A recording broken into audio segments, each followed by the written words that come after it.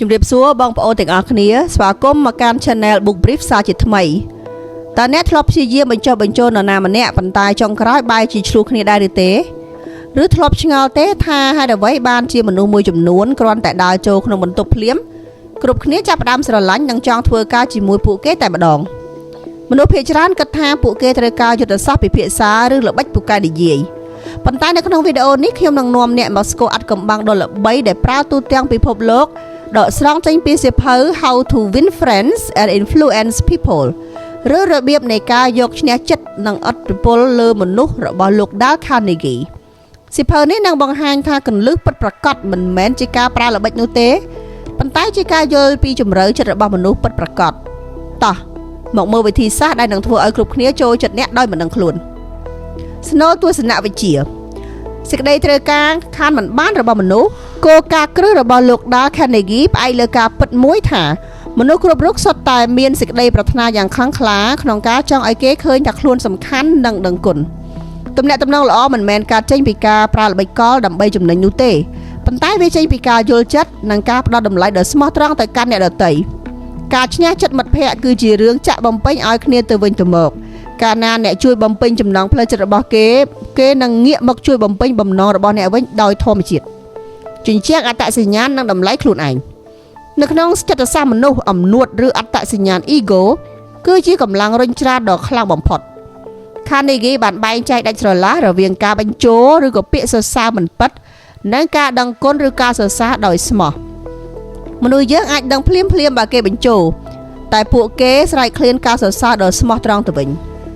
ផ្ទុយទៅវិញការរិះគន់គឺជាការវាយប្រហារដោយផ្ទាល់ទៅលើតម្លៃរបស់គេដែលធ្វើឲ្យគេបង្កើតរបាំងការពារខ្លួនបាត់ការពិភាក្សានិងធ្វើឲ្យទំនាក់ទំនងខូចតែម្ដងឧទាហរណ៍ប្រសិនបើបុគ្គលិកធ្វើការខុសជំនួសឲ្យការស្ដីបន្ទោសខ្លាំងដែលធ្វើឲ្យប៉ះពាល់ទៅដល់អត្តសញ្ញាណរបស់គេ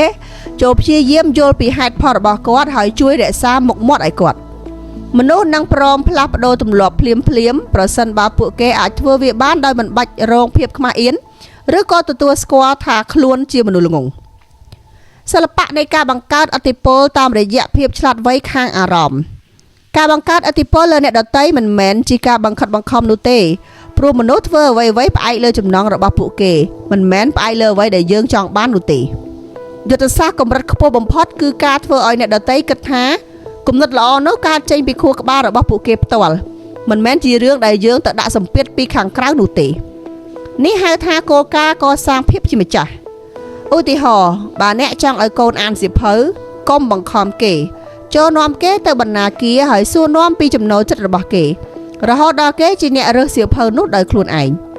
នៅពេលពួកគេមានអារម្មណ៍ថាខ្លួនអ្នកជាអ្នកជ្រើសរើសពួកគេនឹងខំប្រឹងធ្វើការដោយរីករាយ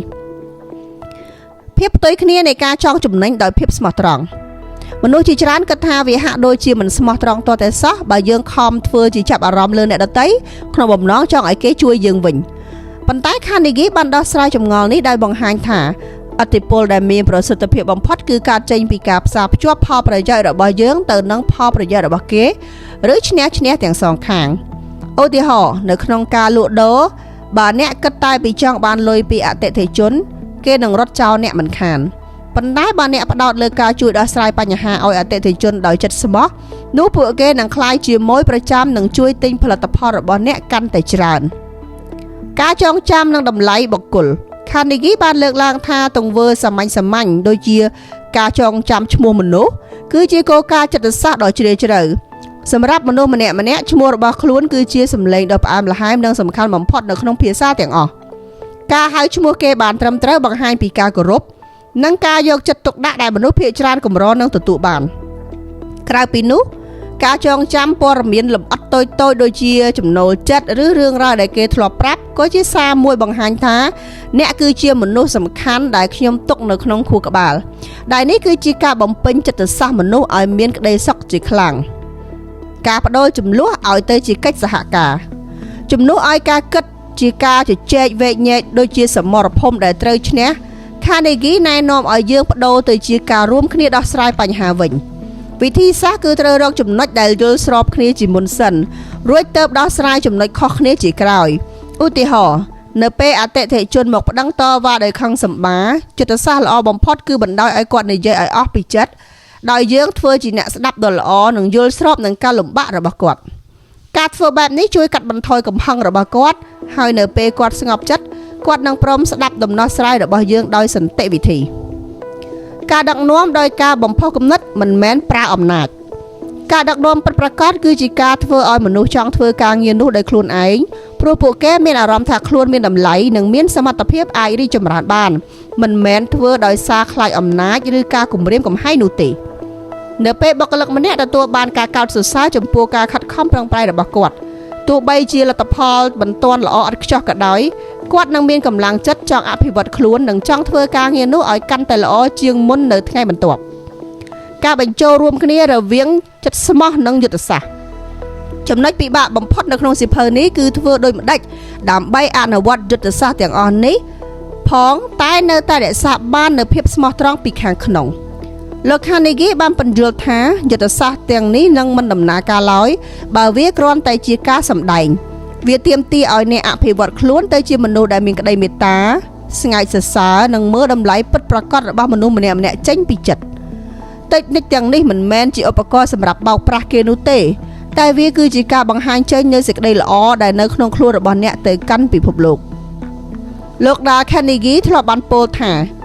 ក្នុងរយៈពេលតែ2ខែអ្នកអាចរកមិត្តបានច្រើនជាងតាមរយៈការយកចិត្តទុកដាក់លើអ្នកដទៃ